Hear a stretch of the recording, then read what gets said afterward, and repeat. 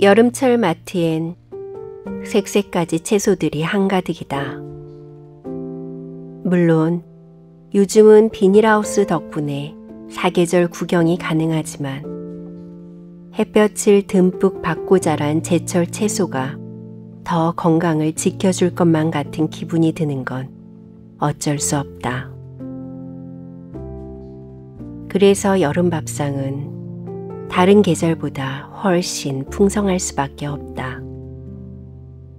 싱싱한 오이로는 새콤달콤 오이 무침을 해도 좋고, 애호박으로 전을 해놓으면 식구들이 앞다투어 젓가락질을 하기 바쁘다. 그런데 오늘 유독 아들들은 먹지 않는 싱그럽고 탱탱한 가지들이 내 눈을 사로잡았다.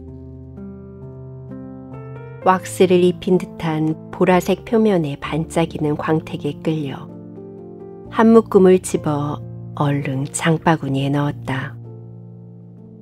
어릴 땐 쳐다도 안 봤는데 나이가 들어가면서 입맛도 변하는지 지금은 달큰하면서 물컹한 가지의 맛이 너무도 좋다. 가지는 여름 입맛에 맞게 새콤하게 무쳐서 냉국을 해도 좋고 무침을 찬밥에 얹어 비벼 먹어도 좋다. 내일 아침은 오직 나를 위한 가지 무침을 해먹을 생각을 하니 벌써부터 입안에선 침이 돌아 나온다. 이른 아침부터 전화벨 소리가 요란하다. 이모의 전화다. 호스피스 병동에 누워있던 동생이 하늘로 갔다는 소식이었다. 수화기 너머로 나를 부르는 이모의 서러운 첫마디에 나는 이미 불길함을 직감했지만 막상 이모 입에서 동생의 죽음이란 단어가 나왔을 땐 내 목구멍에 커다란 돌이 얹힌 듯 답답했다. 계집애, 좀만 더 살다 갈 것이지.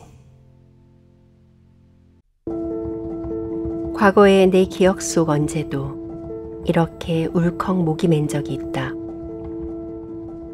둘째 아이가 뱃속에 자리 잡고 존재를 밖으로 막 드러내기 시작했을 무렵이다.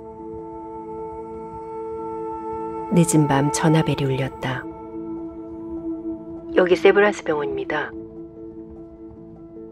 아직 집에 오지 않은 남편 이름이 전화기 너머에서 들렸다. 차 사고가 났다고 했다. 그런데 얼마나 큰 사고인지 알려주지 않았다. 물어봐도 대답 없이 그저 병원으로 오라고만 했다. 심장이 쿵쾅거리며 눈앞이 아득하긴 했지만 그 순간 이상하게도 목이 메이지는 않았다.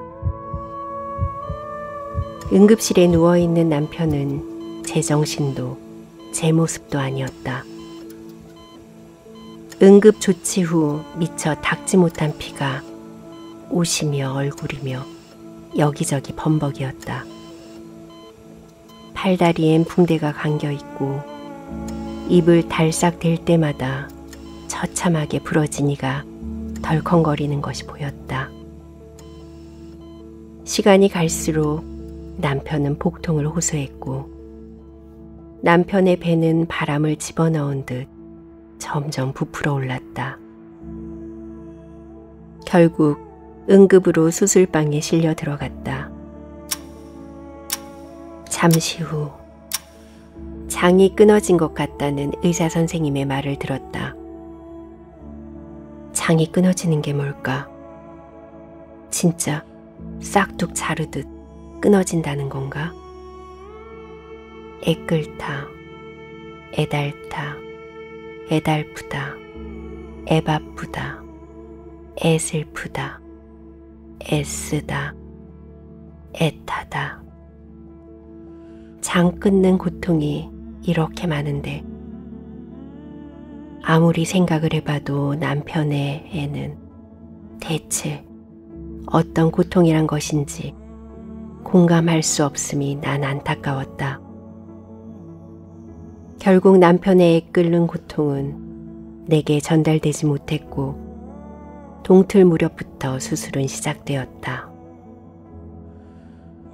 그저 그냥 살아만 있어라. 부디 수술대 위의 남편에게 내 심정이 다 이 마음을 알아주기만을 간절히 바라는 마음뿐이었다. 두어 시간이면 될 거야. 보호자 대기실에 앉아 화면을 주시하며 수술 중에서 회복 중으로 하찮은 저 글자가 바뀌기를 눈 빠지게 기다렸다. 행여내가 안 본 사이에 글자가 바뀌면 어쩌나 하는 생각에 화장실에 잠시 다녀오는 것조차 포기했다. 화면이 고장났나? 대기 화면은 멈춰 있었다. 멈춘 시간 속에 덩그러니 나 혼자만 내동댕이 쳐진 느낌이었다.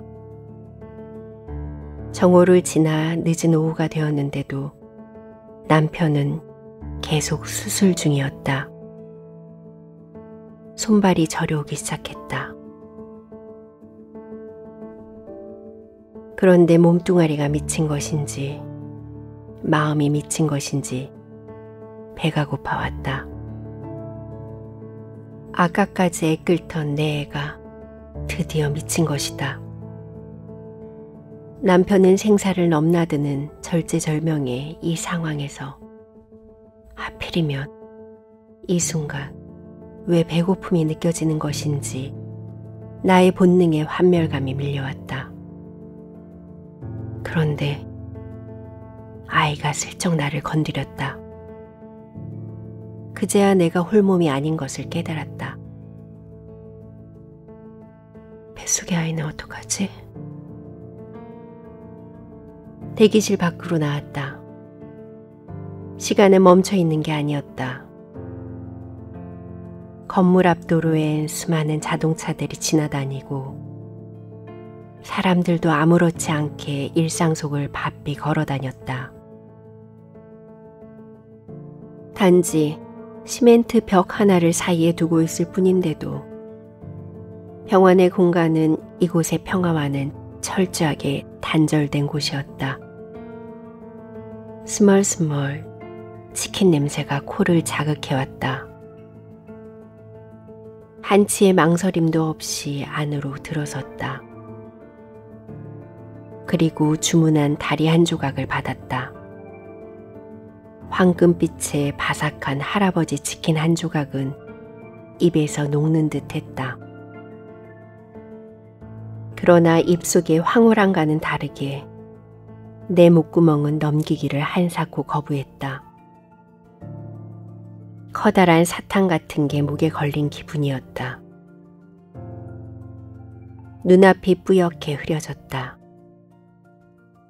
꽉 막힌 목구멍 탓에 치킨 조각은 뱃속에 다다를 때까지 내내 고통을 선사했다. 입에서 녹던 치킨의 맛은 지금 기억나지 않지만 그날 목구멍에 걸려있던 묵직한 고통은 아직도 생생하다. 이모의 전화를 끊고 터벅터벅 계단을 내려왔다. 사다 놓은 가지 3개를 꺼내서 흐르는 물에 깨끗이 씻었다. 어슷어슷 큼직하게 썰어 뜨거운 김을 올려 쪄냈다.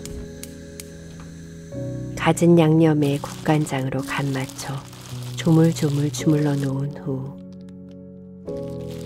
마지막으로 식초와 깨소금, 참기름까지 둘러서 가지 무침을 만들었다. 어제 오후에 남긴 찬밥에 무친 가지를 얹어 후다닥 비벼먹고 이모에게 갈 생각이었다. 한 숟갈을 입에 넣고 우물우물 씹으니 바로 무친 가지나물에 빌어먹을 황홀함이 입안에 가득 찼다.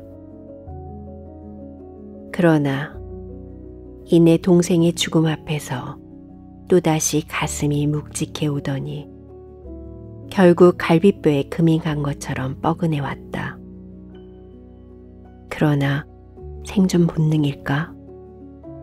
여전히 목구멍만큼은 가지나물이 들어오는 것을 막지 않았다.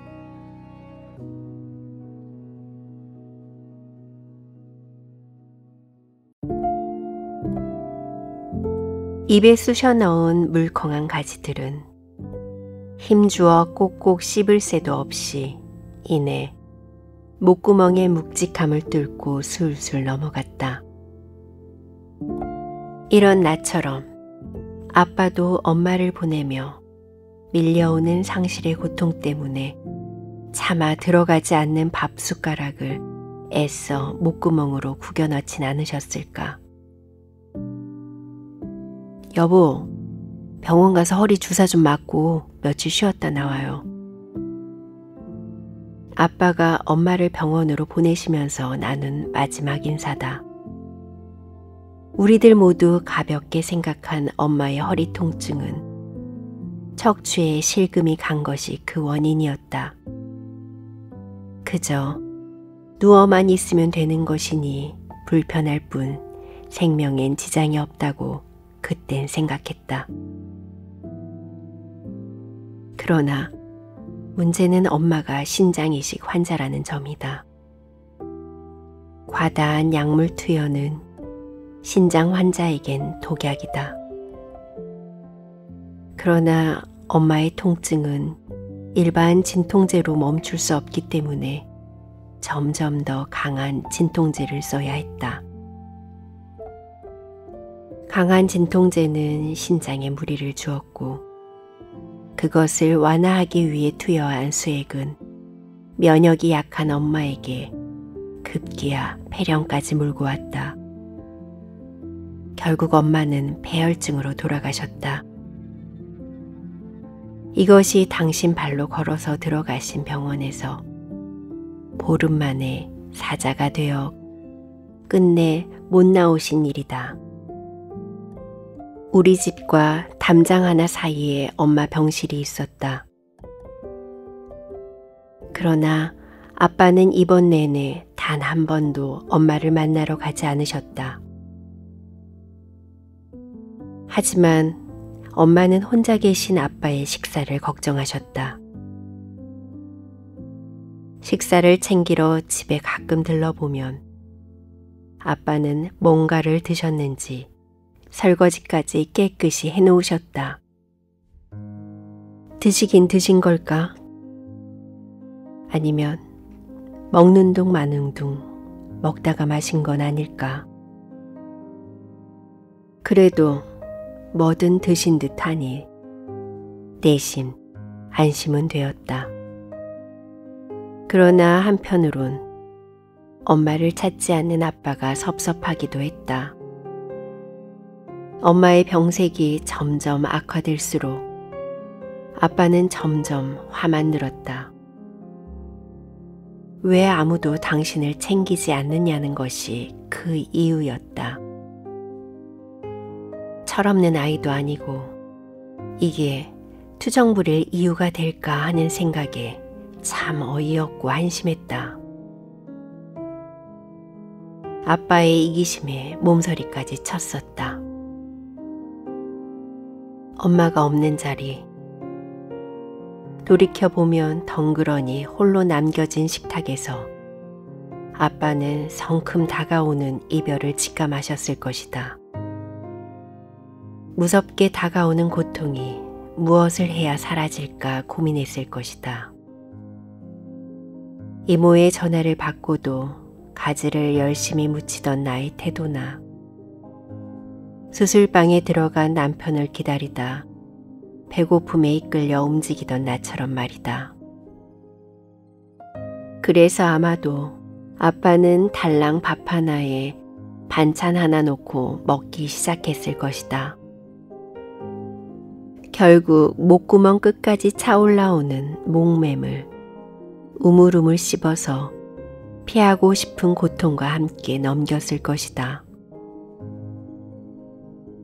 꿈틀거리는 사람의 식욕은 어쩔 수 없는 고통의 상황에 대한 반발처럼 솟구칠 때가 있다.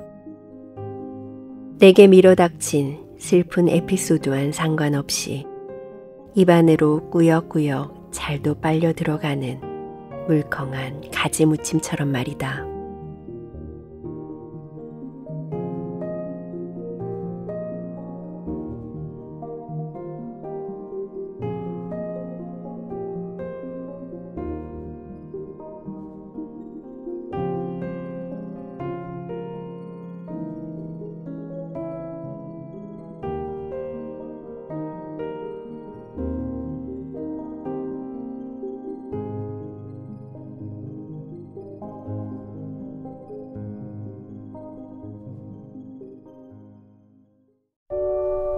가지무침.